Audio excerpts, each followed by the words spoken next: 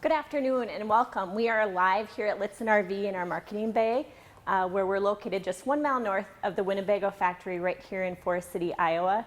Today we're very excited. We have one of our RVDA service technicians, Ben Follman, our YouTube star, who is going to walk us through winterizing the 2020 Winnebago View. We'll accept questions. Welcome to all of you who are joining us on our web site, Lichtsinn.com. There's a chat box to the lower right. You can chat in your questions. You can put your comments in Facebook. You can chat in questions on YouTube.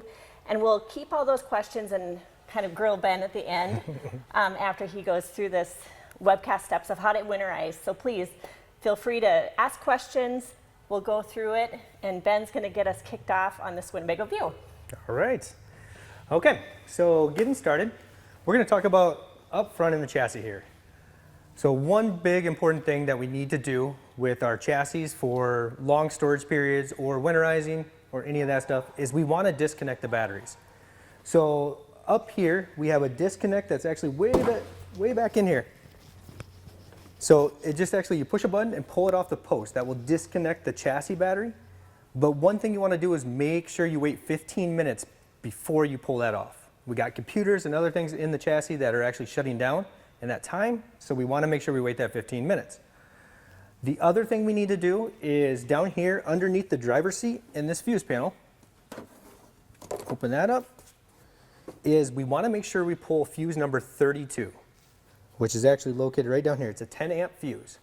What that's doing is there's a second battery underneath the seat that actually is for your key fobs. And if we have the key fob close enough, or even if it's not, there could be a parasitic draw on that battery. So we want to make sure we pull that fuse and just set it aside. And then when you go to use it again, put the fuse back in, and then we're going to hook that chassis disconnect back up front there. So I'm going to violate everything I said in the beginning. I'm going to ask a question. So this is obviously a VS30 chassis, and the only difference between this and a prior model year Sprinter that we've experienced is that actual disconnect under the dash is the same. It's just concealed. Is that right? That is right. Yep. So it's concealed underneath. There's a little panel that's going to look like this, and they give you that warning that's right on the front there. So you just have to grab it, pull that off, and the disconnect's right behind there. And yes, it is the exact same disconnect that you do release. And then what is completely new is that The little fuse. battery under the seat. Yep, the battery underneath the seat is the new thing for the key fobs.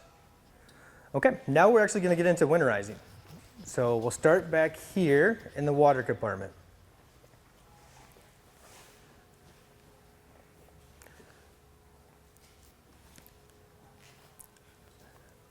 Okay, a couple things you're going to need prior to starting is, of course, RV antifreeze, roughly 2 to 3 gallons. It all depends. I mean, it depends how much you're going to use in the sinks and stuff. Probably have at least 3 gallons with you just to be safe. So have RV antifreeze. You will need a screw gun or a screwdriver to take a panel off that's inside for the Truma. And then make sure you always have rags with you. We always want to clean up antifreeze because it can stain if we do leave it in sinks or get it on anything. So make sure we clean that up. Okay, first place we're going to start is down here in the water compartment. So we do have winterizing hose right here. It's a little clear plastic one. Got a white cap on it. What I like to do is actually there's a little slide port down the bottom of this compartment. Put the hose down through that. It gives you a little more room, allows you to get to the bottom of the antifreeze. Grab your antifreeze. And then what we're going to do is take the white cap off of this hose. Just like that. Put it in the RV antifreeze. And then it's going to be really hard to see, but up top in this compartment is our winterizing valve. So we're going to flip that down to winterize. So you want the handle facing that winterize. What that's doing is actually turning this suction hose on. It shuts your freshwater tank off, and then turns your suction hose on. So after you do this, now what we're going to do is we're going to go inside, and then we're going to empty the filter that's inside to start with. So let's go ahead and move inside.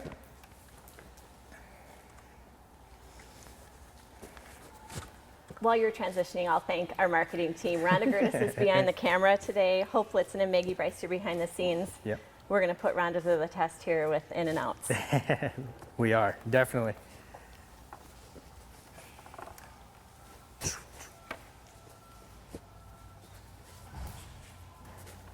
Ben, while they're transitioning to the Yep. inside, we do have our first question. Okay.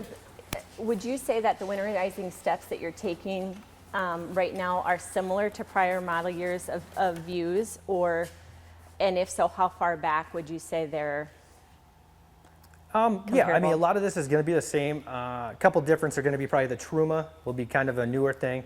Otherwise, yeah, in views it goes pretty far back that we're kind of doing the same thing. Different models are going to be in different places, but all pretty much the same all the way Similar around. concepts. Same concept, yep. Okay, so let's head inside.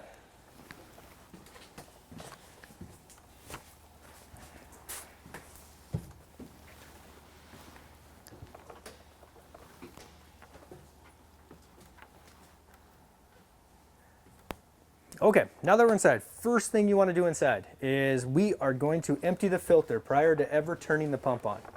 So we want to get the water out of this filter first, and that's just so we don't dilute the antifreeze, and we want to make sure that filter gets taken out.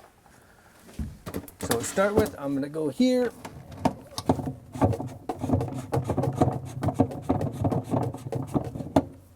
We'll unscrew that, dump any water or anything out of that, and then put it back on.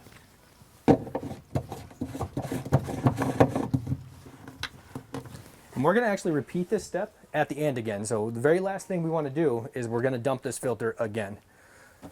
But yeah, the filter that's in there, just take it out, set it aside, throw it away, get a new one. But we don't want the filter left in there, and we don't want any antifreeze or anything left in that canister. Those get too cold, they can actually freeze and break. I've seen it quite a few times, so make sure we do dump them. Okay, now that we dumped that, what we're going to do is we're going to come back here, and now what I'm going to do is turn the water pump on. So up here on your one place panel, we will turn the water pump on. That's going to start pressurizing the system.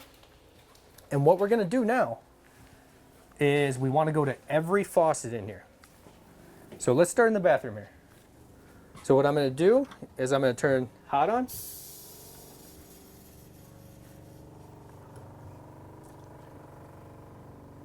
We're going to let it go for a little bit. It's pressurizing. Okay. So until you get a nice steady pink coming out, and then we'll go to cold. Same thing, nice steady pink coming out. Shut that off. Then we'll go to the toilet. And we'll push the foot pedal of the toilet. Just like that. Till you get nice pink coming out. And we'll do the same thing here in the shower. Alright, so turn on cold and then turn on hot. So you get the pink coming out. I'll let that drain down in the bottom. Okay. Now, after you've done that, now we're going to come to the kitchen. We want to make sure that we hit the kitchen faucet here. So again, we'll go here.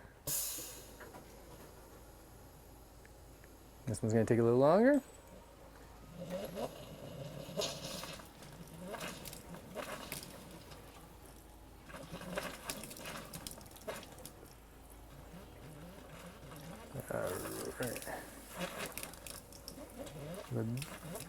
There, and actually I need to jump out really quick and change my antifreeze really quick.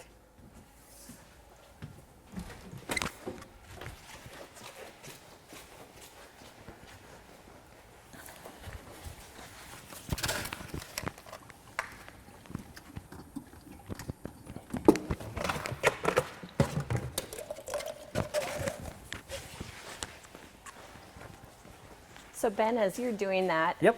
and racing back into the Racing coach, back, yeah. so what kind of antifreeze are you using for the novice? What are they buying? RV antifreeze. Make sure it is RV antifreeze, not automotive antifreeze. One of them is toxic, one of them is not toxic. So make sure we definitely use an RV antifreeze in the system here. Okay, let's go back up here. This should work a little better now that we have antifreeze. So I just ran out and changed the jug is what I was doing. That's why I kind of was saying that you're going to need 2 to 3 gallons. There, until we get a nice stream of pink coming out. Get all the air out.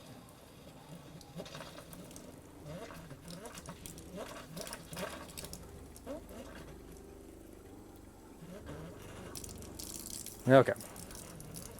You go. There, nice stream of antifreeze there. Now we'll go to hot.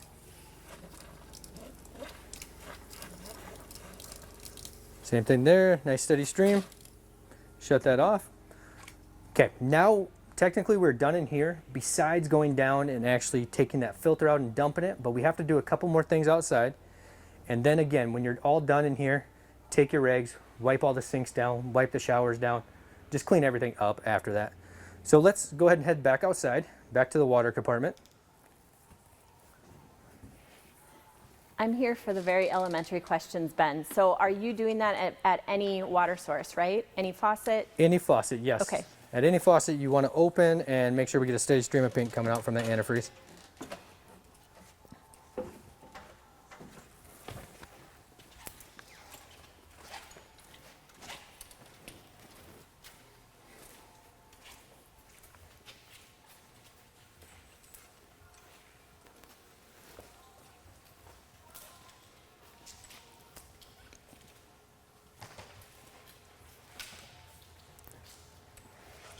All right, so now come back over here.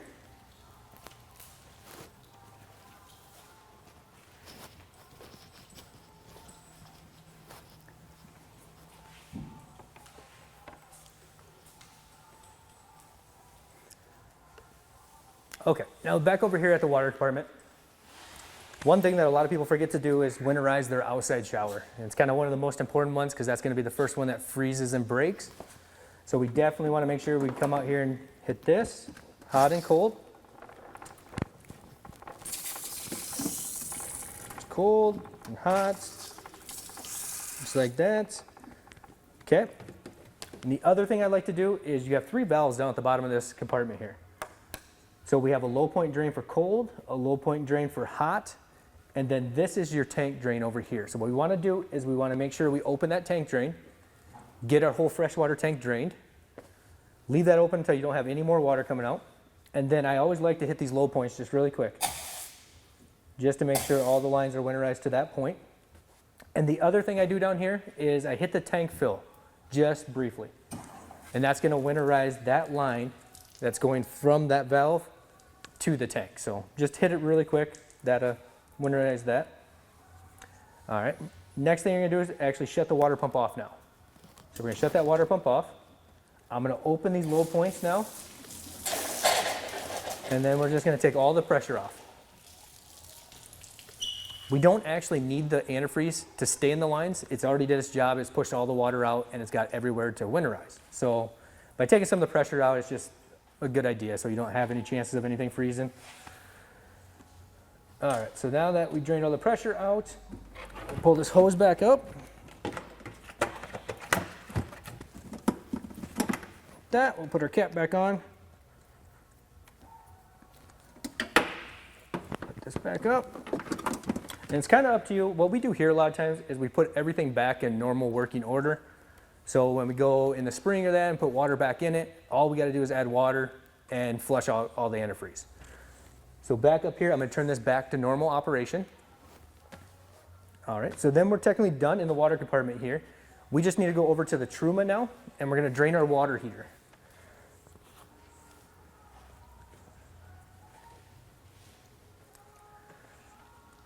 And then with the Truma valves, everyone has questions about those, is we have a bypass valve and we have a circulating line valve inside. And that's right behind the Truma. We found out that actually once I bypass the Truma, it actually still backfeeds down the circulation line and still fills the actual Truma. So what we've been doing is not bypassing it. We've just been pumping RV antifreeze all the way through that Truma, which in a sense is actually easier. And then at the end, we just drain the Truma and leave the filter out. And then that usually takes care of it. I do like to hit that circulation line inside just to open it up to drain that line out. So there's a line drain and a tank line drain. So you want to go to that tank line drain and that will drain that circulation line out. And it's always a good idea just to get that excess out of there. So over here with that pressure off, we're going to open this and always make sure you relieve the pressure off this. So open up that pressure relief valve. And if there's any pressure, it's going to actually make that filter come shooting out at you. So relieve that pressure, close it, push up on the black handle, open it, and then pull the filter out. Then you can actually pull that release handle or release valve, and that will actually make it drain faster. On your actual filter, they want you just to rinse it out, make sure it's clean, and then again, you can store it just beside it, or if you want to, you can put it back in. We prefer to leave it out just in case anything back feeds back down into here, it's just gonna leak out. All right, so that's done there. Okay, last thing we need to do is go back inside now. And we're gonna empty that filter.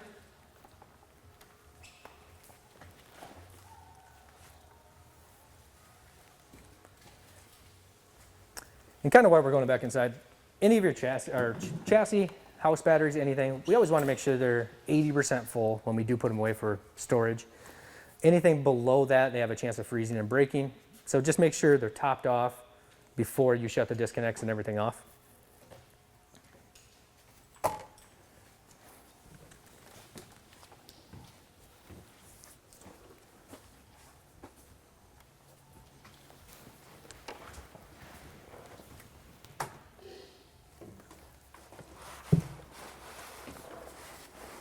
Okay, so now that we're back inside, have your regs. Because if this thing's full, which it is going to leak down. So then put the regs underneath.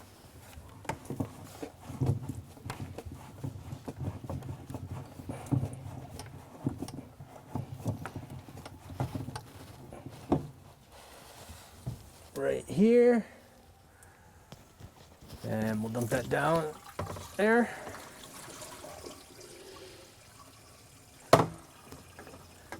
Just like that. Make sure you don't lose that rubber gasket for this. Put that back in.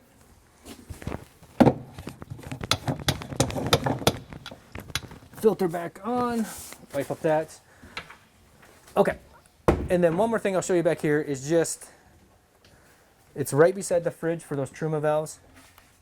You have to remove this panel that tells you the position of the valves. All right, so kind of hard to see, but down here we have, this one here is the bypass. And every time we did that bypass, it would backfeed down this circulation one and still get in the water heater. So what we just did is just pump straight through it. That winterizes everything, that gets all that. Then this valve right here, if I turn it to that position, actually will drain it. So this is your circ line, and then this is the drain there.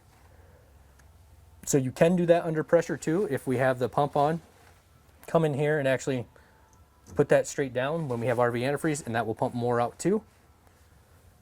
And then when you're done, just put everything back to the way it was, so then you're ready to go.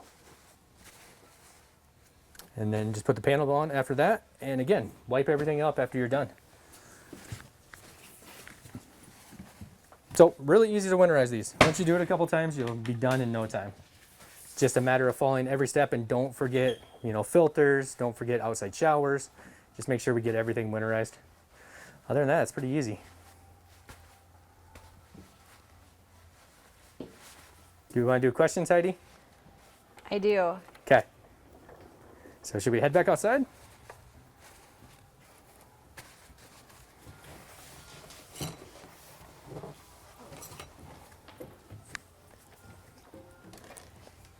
Thanks again, Ben, for being such a good sport.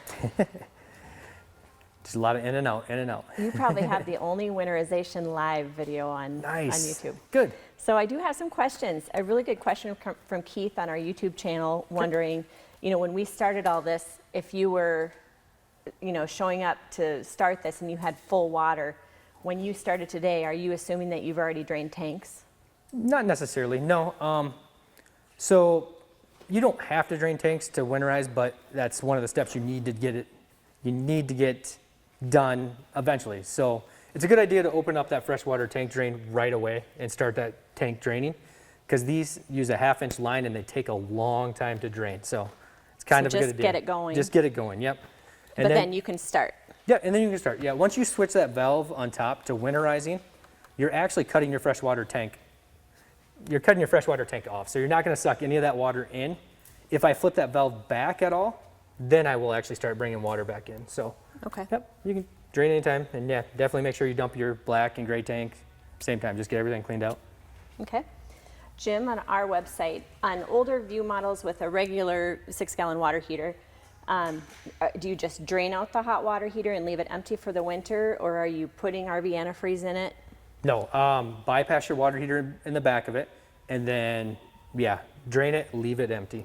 There's no reason to waste 6 gallons of RV antifreeze in the water heater. And in terms of Winnebago product, I mean, since I can remember, there's a bypass valve on that water heater. Yeah. Or are you going to prove me wrong? Well, there's a couple Forzas Okay. that did not have a bypass, Okay. but they changed that. There was a running change that they put bypasses back in. They should have. They should have, Okay. yes. It's kind of important to have a water heater bypass. Okay, great. Back to the chassis disconnect, just a quick question from Gary. Why are we waiting the 15 minutes, to pull that disconnect after we've turned it off? And when do we start that? When we cut the ignition, the clock starts. Yep. So when you shut the ignition off, yeah, the clock starts. That's just because all the computers, everything are actually shutting down. I mean, we want everything to get saved. If we pull it too early, it will actually throw codes up on our dash. So we don't want to do that. If you actually go down and pull it right away, you'll probably end up with an engine code that you'll have to get cleared. And some of them can be cleared with normal tools, but other ones you usually have to go to Mercedes to clear them. So just wait the 10 minutes or 15 minutes Yep. for that. For our best practice here at the dealership, we obviously have a lot of Sprinter chassis parked, and so our process for anyone who works here is turn the ignition off, we wait. Otherwise, it is cycling down in that process it has, and if you go and do it too quickly, it could throw a code for no good reason. Yep, it does, exactly. Perfect. Yep. Anything special to do if you have the optional lithium-ion house batteries? No, kind of the same thing. I mean, we want to make sure they're at least 80% full. If you put them away any lower than that, you still could have problems. So we definitely want to make sure the batteries are always topped off when we store them. Other than that, you shouldn't have to do anything besides shut them off. Right. And then what's your recommendation on battery storage in terms of just traditional group? Same thing. So make sure they're full, charged. Make sure your water's topped off on all of them. And then after you top water off, make sure we charge them and use a little bit of a load on them to get it all saturated.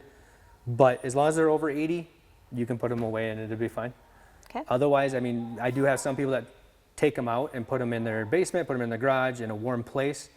Either way works. I mean, if you feel safer putting them in your house, go ahead and do that. We've had questions about, an antifreeze method versus an air blowout method. Mm-hmm. What are your thoughts on that? Well, either way works, but with the air method, you have to know what you're doing. You have to be confident that you got all that water out. With the antifreeze, you're almost guaranteed to get all that water out by pumping it through. And once you flush that antifreeze out, you would never taste it, anything, it'll be out of the system. So I would go with the antifreeze myself. It's easier, and you know you did a good job doing it. Do we still offer winterization in our service department? Of course we do. Do this. Of course we do. So if you don't want to winterize, come to us. We'll do it for you. Perfect. Well, thank you, Ben, so much. Yeah. He's a great sport. He's been doing videos all day on different models, winterizing, so we have a lot of videos that'll get uploaded soon with the Forza, the Vista, Okay. and then we popped it on him that he was going to do a couple live winterization videos. So we'll be doing a Travato coming up here in a couple hours. Yep. So thank you, Ben. Thank you, Rhonda, Maggie, Hope, and thanks all of you for watching us today. Please feel free to reach out to us at lichtsinn.com, 1-800-343-6255 if you have questions or if there's anything that we can help you with. We can do this kind of format live at any time. If you want to see a specific model that you're looking at, if you need to see something closer, just call us because we can do this anytime, and we do all day long. So thank you, and thanks, Ben, for showing us how to winterize a View 24D.